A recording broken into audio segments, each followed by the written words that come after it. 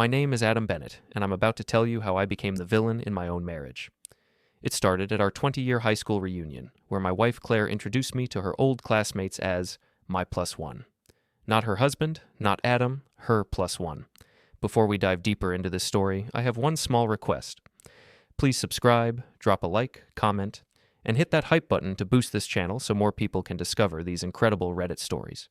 Standing in the gaudy ballroom of the Marriott, nursing flat beer while Claire sparkled in her crimson dress, I watched her cling to Brett Morrison's arm like she'd found her long-lost treasure. Brett, the golden boy who'd peaked in high school and somehow convinced himself he was still 17.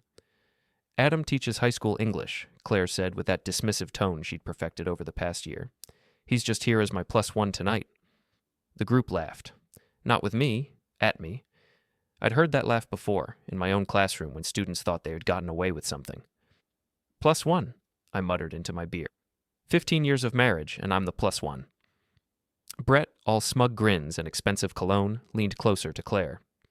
Remember when we used to sneak out to the lake after games? His hand found her lower back, fingers splaying possessively. Claire giggled, actually giggled, like some teenage girl. Oh my God, yes, that old cabin your dad owned. I stood there, invisible, watching my wife flirt with her high school boyfriend while a room full of people pretended not to notice the cuckold in the corner. The worst part? Claire didn't even try to hide it. She'd moved beyond caring what I thought. I'm going to get some air, I announced. Nobody heard me, or if they did, nobody cared. Outside in the parking lot, the October wind cut through my cheap blazer, the one Claire had criticized for being too teacher-ish for such an important event.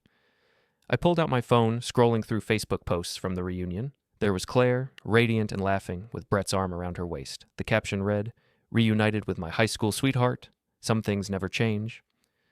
Some things never change, like me being an afterthought. I was heading back to my 10-year-old Honda when I saw them.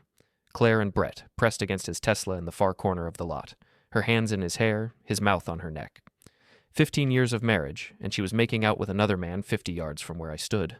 My phone was in my hands before I realized it. Click. The flash lit them up like deer in headlights. Claire's lipstick smeared, Brett's hands still gripping her ass. Adam! Claire's voice cracked like a whip, but I was already walking away, my teacher's instincts kicking in. When students misbehave, you don't engage immediately. You document. You plan. You wait for the right moment to drop the hammer. I stopped at Brett's driver's side tire. My keys were sharp, and his Tesla was expensive. The screech of metal on rubber was satisfying in a way I hadn't expected. Hope you make it home, champ, I wrote on a piece of paper, tucking it under his windshield wiper. My phone buzzed as I drove home. A text from my neighbor, Martha. Saw the video from the reunion parking lot. Honey, I'm so sorry. Video? What video? Then I saw it. Someone had recorded me slashing Brett's tire from their hotel window. The angle made it look worse than it was, like some unhinged husband destroying property, which technically I suppose I was. The video was already spreading through our small town's social media networks. By morning, everyone would know that Adam Bennett, the mild-mannered English teacher, had finally snapped. Claire didn't come home that night. The whispers started Monday morning. I could feel them following me down the hallways of Roosevelt High, where I'd taught for 12 years. Students snickered behind their hands. Fellow teachers avoided eye contact. Mr. Bennett? Jessica, one of my AP students, raised her hand during third period. My mom saw on Facebook that your wife called you a plus one. That's like really harsh.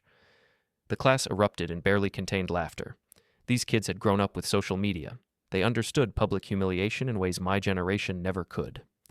Let's focus on Macbeth, shall we? I said, but my voice sounded hollow even to me. During lunch, I sat alone in my classroom, eating a peanut butter sandwich and scrolling through the damage. The video of me slashing Brett's tire had been shared 43 times. Claire's reunion with high school sweetheart post had 67 likes and comments like, "You deserve happiness," and "About time." My phone rang. Claire's mother. "Adam, dear," Margaret's voice dripped with false sympathy. "I think we need to talk about Claire's situation." Her situation? The marriage, Adam. Surely you can see it's not working. Claire is a successful attorney with a bright future. She needs someone who can match her ambition. Someone like Brett, she meant. Someone with money and status, not a high school teacher who drove a Honda and shopped at Target. Claire made vows, Margaret. We both did. Oh, Adam. Her laugh was sharp as broken glass. You always were naive. Claire outgrew you years ago. The kindest thing you could do is let her go. That evening, Claire finally came home. She looked exhausted, her reunion makeup smeared, still wearing that crimson dress, but now it looked wrinkled and cheap. "We need to talk," she said. "Do we? Or are you just here to pick up some clothes?" She flinched. Good. I wanted her to flinch. "Adam, what happened at the reunion?" "You mean when you introduced your husband as your +1, or when you made out with Brett in the parking lot? Which part are we talking about?" "It's complicated." "No, Claire, it's actually pretty simple. You're cheating on me with your high school boyfriend, and you're too much of a coward to ask for a divorce." She sat down heavily on our couch, the one we'd bought together when we were young and stupid and thought love was enough. "I haven't been happy for a long time," she said, "so you decided to humiliate me instead of talking to me?" "I never meant for it to go this far." I pulled out my phone, showing her the Facebook post. "Reunited with my high school sweetheart? You posted this while I was standing 10 feet away. I was drunk. You were cruel." That night, she slept in the guest room. I lay in our bed, staring at the ceiling, planning my next move. Claire thought she could embarrass me into submission, make me the pathetic cuckold who'd slink away quietly. She'd underestimated her +1. The next morning, I drove to Murphy's boxing gym on the rough side of town. Frank Murphy had been training fighters for 30 years, and he'd tried to teach me to box when I was younger. I'd been too soft then, too eager to please. "Adam Bennett," Frank grinned, showing gold teeth. "Heard you've been having some woman troubles." Word travels fast. "Small town, big mouths. What you want from me?" "I want to stop being soft."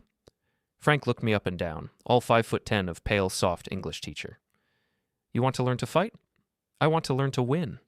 "Different things, boy. Fighting's about throwing punches. Winning's about using your head." He tapped his temple. "You got a brain. Use it. Make them come to you. Make them sweat. Make them wonder what you're planning next." That afternoon, I started my research. Claire had left her iPad at home, probably forgot it in her rush to get back to Brett. Her email was still logged in, and what I found there made me freeze. Hotel receipts, dozens of them, going back 6 months. The Riverside Inn, always the same room, always charged to her credit card. Our credit card. Text messages with her friend Lila. "Brett says he's never gotten over me. It's like we're teenagers again." And Lila's response? "You deserve this, honey. Adam's held you back long enough." Leila Martinez, Claire's best friend since law school. The one who'd been coming to our house for dinner parties, bringing wine and sympathy, listening to Claire complain about our marriage while nodding supportively. She'd been encouraging this affair from the beginning, but it was the next exchange that made me see red. Claire: "I feel guilty about Adam. He looked so hurt at the reunion." Lila: "Don't. He's a grown man. If he can't handle you moving on, that's his problem. Besides, everyone's been talking about how pathetic he looked slashing Brett's tire. The whole town knows what kind of man he really is." The whole town. They'd been discussing me, laughing at me, planning my humiliation like it was some kind of entertainment. I screenshot everything. That evening, Claire came home with takeout Chinese and a bottle of wine, like she was trying to soften me up for something. "I got your favorite," she said, unpacking lo mein and General Tso's chicken. "How thoughtful. Did Brett not have time for dinner?" She set down the containers harder than necessary. "Can we please just have a normal conversation?" "Sure. Let's talk about the Riverside Inn. Room 237. You've been there 17 times in the past 6 months." Her face went white. "How did you—" "Your iPad. Still logged into your email. Amazing what people leave lying around when they think their spouse is too stupid to look." "Adam, I can explain." "Can you? Can you explain why you've been sleeping with your high school boyfriend in a motel room and charging it to our joint credit card? Can you explain why your best friend has been helping you plan this affair? Or how about explaining why the whole town apparently knows about your little romance, except your husband?" She started crying then, big dramatic tears that might have worked on me 6 months ago. But I'd seen those text messages. I knew what she really thought of me. "I want a divorce," she whispered. "I'm sure you do, but you're not going to get one on your terms." "What does that mean?" I smiled, and something in my expression made her step back. "It means the +1 is about to become the main event." I moved out that weekend, but not because Claire wanted me to. I moved out because I needed space to plan, and I couldn't do that with her watching my every move. I rented a room at the Sleepy Inn on Route 9, not the romantic Riverside Inn where my wife had been conducting her affair, but a trucker motel with thin walls and a view of the highway. It was perfect for what I had in mind. First, I secured our finances. As a teacher, I had a decent pension fund that Claire had no access to. I also had our savings account moved to a new bank, legally removing her as a signatory. 15 years of marriage meant she was entitled to half of everything, but that didn't mean I had to make it easy for her. Next, I started making calls. Claire worked at Morrison, Klein & Associates, a prestigious law firm where image was everything. I'd met her colleagues at Christmas parties over the years, stuffy men in expensive suits who looked down on my teacher's salary but were always polite to my face. "Hi, this is Adam Bennett, Claire's husband," I said when I called her managing partner, Robert Morrison. "I'm concerned about some irregularities in our joint accounts. Large hotel charges that Claire says are work-related, but they don't match her travel calendar. I'm wondering if the firm has a policy about personal expenses being charged as business?" A pause. "I'll look into it, Adam. Thank you for bringing this to our attention." Within hours, Claire was calling me, screaming, "What the hell did you do? Robert wants to see all my expense reports from the past year." I asked a simple question about hotel charges. If they're legitimate business expenses, you have nothing to worry about. "You know they're not business expenses." "Do I? Because your text messages with Lila suggest you've been telling people these were work trips. That sounds like fraud to me." The line went quiet. "Adam, please, don't do this." "Don't do what? Tell the truth? Ask questions?" I thought lawyers liked evidence. That night, I drove to the Riverside Inn. Brett's Tesla was in the parking lot, same spot as always. Room 237 was on the second floor, and the light was on. I didn't go upstairs. Instead, I went to work on his car. Fish guts from the dumpster behind Murphy's Seafood went into the air vents. Home wrecker across the windshield in washable paint. All 4 tires, not slashed this time, just deflated, and a note on the windshield. "Hope she's worth it." I took pictures of everything and posted them to our high school's private Facebook group with the caption, "Found this in the Riverside Inn parking lot. Some people never learn to respect other people's marriages." The post exploded. Within an hour, there were dozens of comments, and someone had identified the car as Brett's. By morning, the whole town would know exactly where Brett Morrison spent his evenings and why. But I wasn't done with Brett. I waited in the motel parking lot until he came down, Claire trailing behind him, looking mortified. Brett was furious, his face red as he surveyed the damage to his precious Tesla. "Bennett," he shouted when he saw me, "you psychotic piece of shit." I got out of my Honda slowly, calmly. Frank's training had taught me that the man who loses his temper first usually loses everything else too. "Problem, Brett?" "You vandalized my car." "Did I? That's a serious accusation. Do you have any proof?" He gestured wildly at the fish guts and paint. "Look at it." "I see a car that's been vandalized, but I don't see any evidence that I did it. Do you, Claire?" My wife stood frozen between us, her hair messed up, her clothes wrinkled. She looked exactly like what she was, a married woman who'd been caught cheating. "Adam, stop this," she pleaded. "Stop what? I'm just having a conversation with your boyfriend." "He's not my..." "Boyfriend? What is he then? Your high school sweetheart? Your old friend? The man you've been sleeping with in motel rooms for 6 months while telling me you were working late?" Brett stepped forward, trying to intimidate me with his height and his expensive gym membership. "Watch your mouth, Bennett." "Or what? You'll beat me up in a motel parking lot. That'll look great on your LinkedIn profile. Tech entrepreneur assaults high school teacher over affair with married woman." I pulled out my phone. "Smile, Brett. You're about to be famous." He backed down, just like I knew he would. Bullies always back down when someone calls their bluff. "This isn't over," he muttered. "No," I agreed. "It's not." The next morning, I got a call from Principal Harris. "Adam, we need to talk. There are some concerns about your recent behavior." "What kind of concerns?" "Parents are calling. They've seen the social media posts, the videos.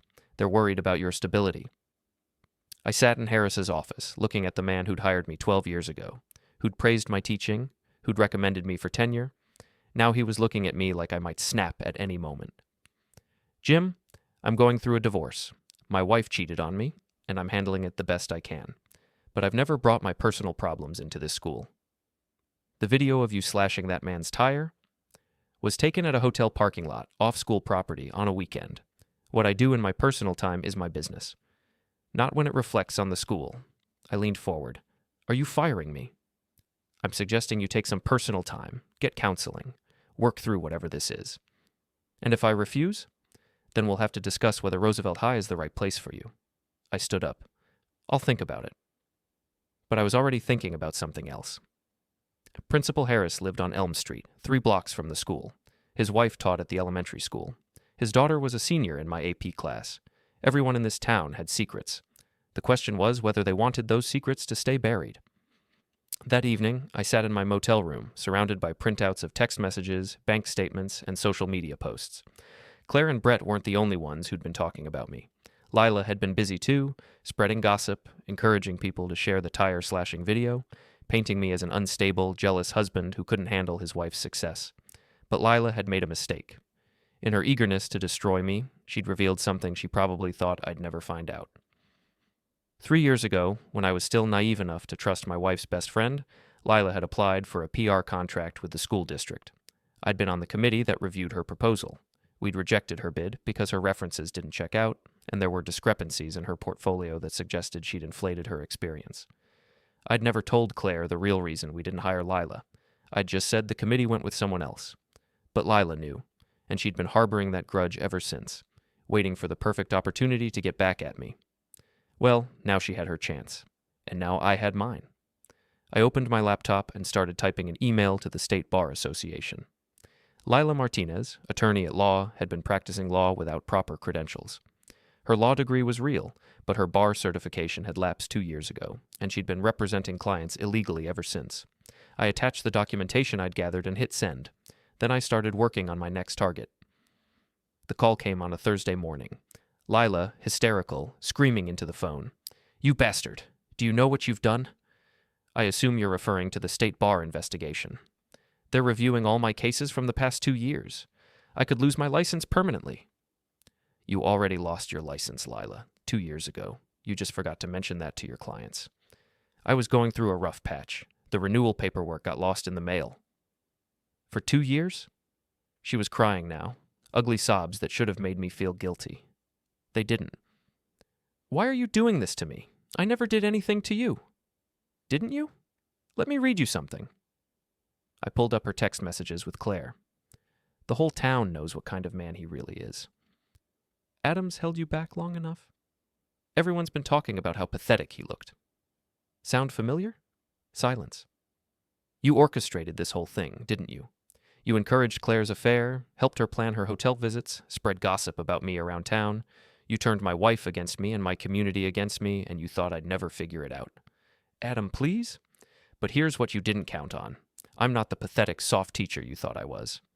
I'm the man who's about to destroy everything you've built. I hung up.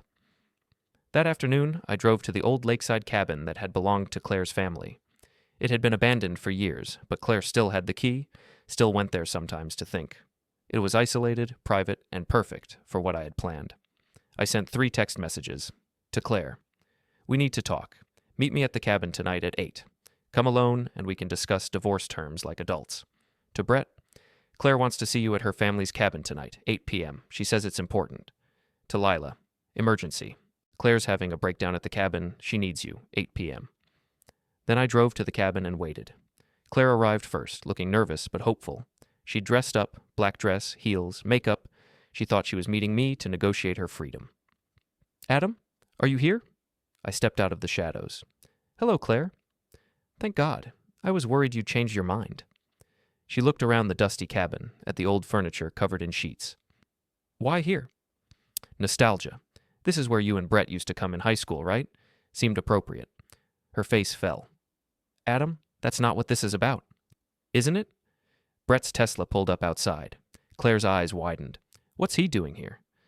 You tell me. You're the one who's been sleeping with him. Brett walked in, saw Claire, saw me, and stopped. What the hell is this? A reunion, I said. Just like old times. Lila's BMW arrived 10 minutes later. She burst through the door, saw the 3 of us standing in tense silence, and immediately tried to back out. Oh, I thought... Claire, you said... I didn't say anything, Lila. Adam invited you. Now all 3 of them were looking at me, and I could see the fear starting to creep in. Good. They should be afraid. I pulled out my phone and set it on the old wooden table, hitting record. What are you doing? Claire asked. Documenting. I've learned the importance of evidence lately. Thunder rumbled outside. The storm I'd been tracking all day was finally here. Here's what's going to happen, I said. We're going to have a conversation. A real conversation, with no lies, no bullshit, no manipulation, and we're going to settle this once and for all. Adam, this is crazy, Brett said. Just let Claire go, and we can work something out. Work something out? Like you worked something out with my wife behind my back for 6 months? It wasn't supposed to happen, Claire said. It just did. No, Claire. It didn't just happen. It was planned, orchestrated, encouraged. I looked at Lila. Wasn't it, Lila? Lila's face had gone pale. I don't know what you're talking about. Don't you? Let me refresh your memory. I pulled out printouts of their text messages. Here's you telling Claire she deserves better than me. Here's you encouraging her to meet Brett for drinks. Here's you helping her book hotel rooms and covering for her when she lied to me about working late. I was being a supportive friend. Were you? Or were you getting revenge on the man who cost you a lucrative school contract 3 years ago? The cabin went silent except for the rain starting to patter on the roof. That's right, I continued. You applied for PR work with the school district. I was on the review committee. We rejected your bid because your references were fake and your portfolio was padded with lies. Sound familiar? Like maybe the same pattern of deception you've been practicing as a lawyer without a valid license? You snake, Lila whispered. There it is. The real Lila Martinez. Not the supportive best friend, not the successful attorney, but the vindictive fraud who's been playing puppet master with my marriage. Brett stepped forward. Look, Bennett, this has gone far enough. Has it? Because I don't think it has. I think it's just getting started. I walked to the cabin door and turned the low bolt. The old lock clicked into place. What are you doing? Claire's voice was rising, making sure we finish this conversation without interruptions. The storm was picking up outside, wind howling through the trees, rain lashing the windows. Lightning illuminated the cabin in stark, dramatic flashes. You're all going to tell the truth, I said. The whole truth. About the affair, about the conspiracy, about the lies you've been spreading around town, and you're going to tell it while I record every word. And if we don't? Brett asked. I smiled. Then I guess we'll be here all night. For the next hour, I systematically broke them down. I played recordings of their phone calls, read their text messages aloud, presented bank records and hotel receipts. I forced them to admit to the affair, to the lies, to the systematic campaign to humiliate me. But the real revelation came when I cornered Lila. Tell them about the school contract, I said. Adam, please. Tell them how you've been planning this revenge for 3 years. How you saw Claire's marriage problems as an opportunity to destroy me. It wasn't like that, wasn't it? You encouraged the affair. You helped plan the hotel meetings. You spread gossip around town. You even posted that video of me slashing Brett's tire to multiple social media groups. All because I cost you a job 3 years ago. Claire was staring at her best friend in horror. Lila, is that true? I was trying to help you. Help me or hurt Adam? Both, Lila screamed. Yes, both. He humiliated me, Claire. He cost me that contract, and then he never even told you why? He let you think it was just politics, just bad luck, when really he was the one who destroyed my reputation? Because you lied on your application. Everyone lies on applications. Everyone pads their resume. But you had to be the righteous teacher, didn't you? You had to be the moral authority. Brett was backing toward the window. This is insane. I'm calling the police. With what? I took your phone? I held up his iPhone, along with Claire's and Lila's. Amazing how trusting people are when they're focused on other things. You can't keep us here. Can't I? This is Claire's family property. You're all here voluntarily, and I haven't threatened anyone or committed any crimes. I'm just facilitating a conversation. Another flash of lightning, and in that moment I saw them clearly. 3 people who'd conspired to destroy my life, now trapped in a cabin with the man they'd underestimated. Here's what's going to happen, I said. You're going to confess, all of it, on camera, and then you're going to post those confessions to social media, to your professional networks, to everyone who's been laughing at me for the past month. We'll never do that, Claire said. Won't you? I walked to the window, looking out at Brett's Tesla. It's a long walk back to town, especially in this storm, especially without car keys. I held up his keys, along with Claire's and Lila's. You're holding us hostage, Lila said. Am I? The door's unlocked. You're free to leave any time, but it's 10 miles to the nearest house, and this storm's just getting started. As if on cue, a massive thunderclap shook the cabin. You're insane, Brett said. No, I'm angry. There's a difference. Over the next 2 hours, as the storm raged outside, I systematically destroyed their reputations the way they'd tried to destroy mine. I live-streamed their confessions to Facebook, to Instagram, to TikTok. I tagged their employers, their friends, their families. Claire admitted to the affair, to the lies, to using marital funds for her hotel meetings. Brett confessed to pursuing a married woman, to harassing me at the reunion, to being a homewrecker. Lila revealed her 3-year plan for revenge, her illegal law practice, her manipulation of Claire's marriage. By the time I was done, hundreds of people were watching the stream. Comments poured in, and they weren't sympathetic to my wife and her co-conspirators. Wow, what a bunch of scumbags. Claire Bennett is a cheating whore. Brett Morrison destroyed a marriage for pussy. Lila Martinez is a fraud and a liar. The storm was beginning to pass, but the damage was done. Their reputations were in ruins, their careers destroyed, their social standing obliterated. There, I said, ending the stream. Now the whole town knows the truth. I unlocked the door and tossed their keys on the table. You're free to go. Claire was crying, mascara running down her cheeks. Adam, you've destroyed us. No, Claire, you destroyed yourselves. I just made sure everyone could see it. They left in silence, trudging out into the fading storm.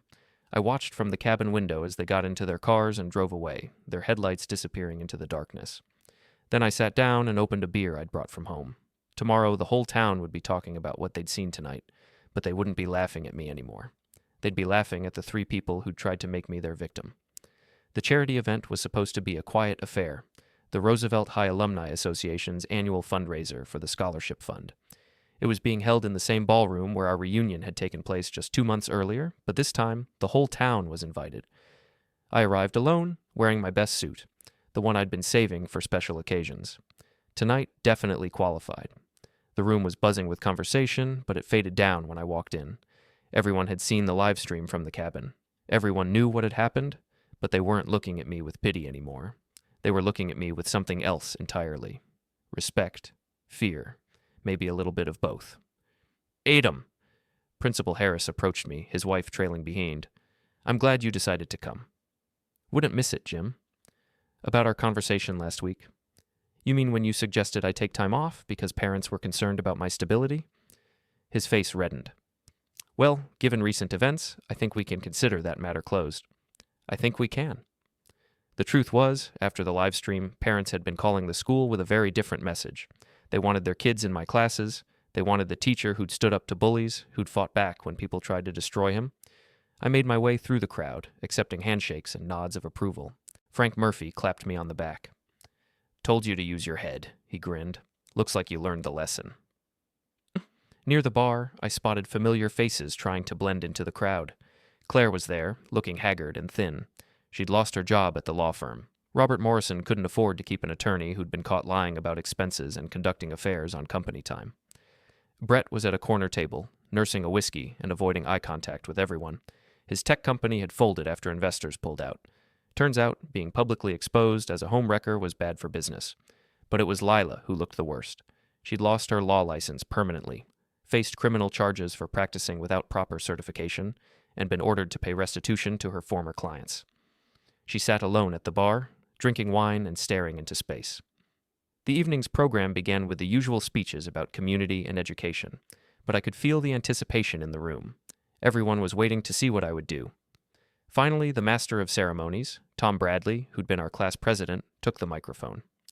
Before we conclude tonight's program, I'd like to invite Adam Bennett to say a few words. Adam, as many of you know, has been through quite a journey lately, and I think we'd all like to hear from him. The room fell silent as I walked to the podium. I looked out at the sea of faces, neighbors, colleagues, former students, people who'd watched my public humiliation and subsequent revenge with fascination. Thank you, Tom. I adjusted the microphone. 2 months ago, I stood in the same room as my wife's +1. Tonight, I stand here as myself. A few chuckles from the audience. I've learned some important lessons recently. I've learned that people will try to destroy you if they think you're weak. I've learned that sometimes the people closest to you are the ones planning your downfall. And I've learned that the best revenge isn't getting mad, it's getting even. I looked directly at Claire, then at Brett, then at Lila. Some of you might think I went too far, that I was cruel, vindictive, excessive in my response to being betrayed. I paused. You're absolutely right. The room was silent. I was cruel. I was vindictive. I was excessive. And you know what? I'm not sorry. Because for 15 years, I was the nice guy. I was the understanding husband, the supportive partner, the man who always took the high road. And where did it get me? humiliated in front of my entire community by people who thought I was too weak to fight back. I gripped the podium. Well, I fought back, and I won. My wife's affair is over. Her career is ruined. Her reputation is destroyed. The man she cheated with has lost his business and his standing in this community. The friend who orchestrated their conspiracy has lost her law license and faces criminal charges. I smiled. As for me, I'm still teaching. I'm still here. I'm still standing. Because sometimes being the villain is better than being the victim. The room erupted in applause. Not polite, charitable applause, but genuine, enthusiastic approval. These people understood what I'd done and why I'd done it. But I wasn't finished. I have one more announcement to make. I reached into my jacket pocket and pulled out an envelope. This is a DNA test for the child that Brett Morrison claimed was his, the child that supposedly resulted from his affair with my wife. Claire's face went white. Brett half rose from his chair. The child isn't Brett's, I announced. According to this test, the father is actually Marcus Webb, Lila Martinez's ex-boyfriend from 2 years ago.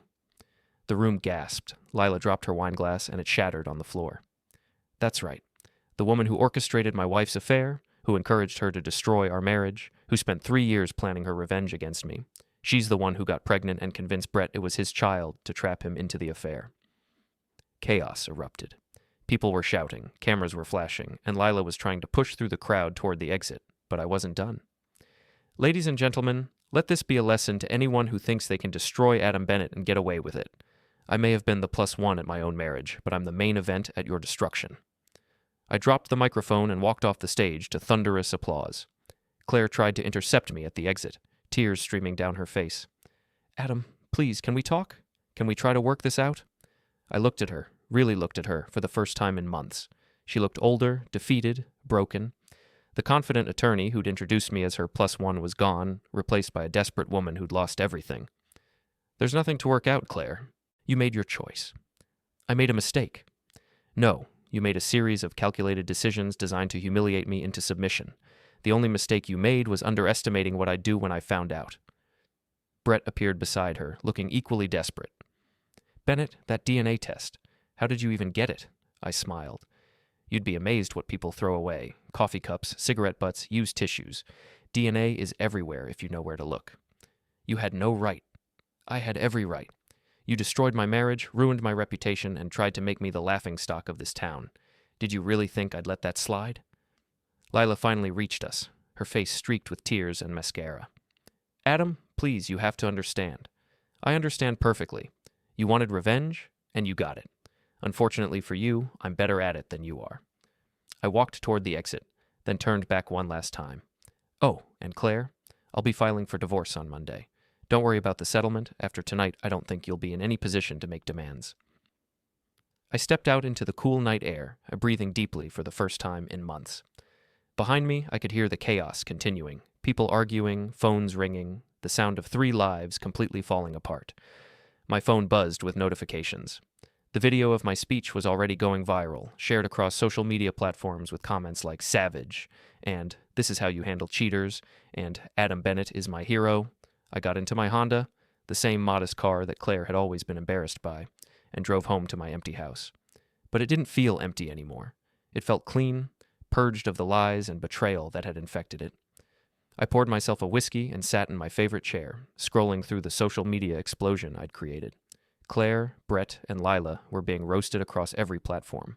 Their lives were in ruins, their reputations destroyed, their futures uncertain. And I felt absolutely no guilt about it. They'd tried to make me the victim in my own life story. Instead, I'd become the villain in theirs. And you know what? Being the villain was infinitely more satisfying than being the victim. I raised my glass in a toast to my empty house. Here's to the +1 who became the main event.